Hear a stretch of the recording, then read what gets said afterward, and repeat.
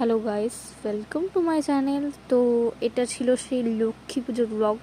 মানে আমি এখনও পোস্ট করতে পারিনি, তার জন্যে প্রথমেই বলি সরি। যাই হোক, এটা ছিল সেই দিদির বাড়ি লক্ষ্মী পুজো। খুব সুন্দর সাজিয়েছিল আলপনা দিয়ে। তারপর দেখো এখানে দিদি গুড়ের পাক দিচ্ছে আর কি, নাড়ু বানাবে বলে, নাড়ু হবে বলে।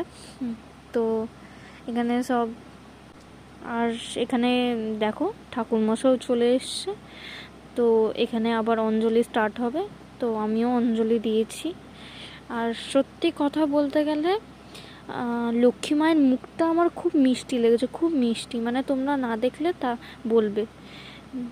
আর দেখো এখানে পঞ্চপ্রদীপ জ্বালানো হচ্ছে, মাকে আরতি করা হবে বলে। আর এটা সত্যি কথা, মানে বাড়ির পুজোর মধ্যে একটা মানে আনন্দটাই আলাদা।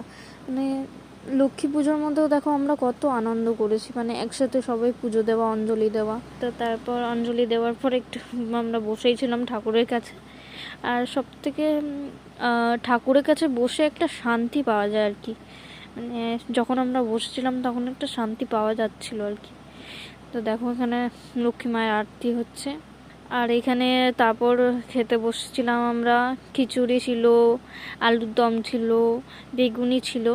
তো দেখো, আর কিছু ক্লিপ নিতে আমি ভুলে গেছি, তার জন্য সরি। এখানে দেখো আবার ভাগনার দিদারা কী করবে, এরা দিদা মিলে কী সব চিল্লামিল্লি করছে আর কি। যাই হোক, ছাড়ো, বাদ দাও। তোমাদের ব্লগটা কেমন লাগলো আর বলতে ভুলবে না।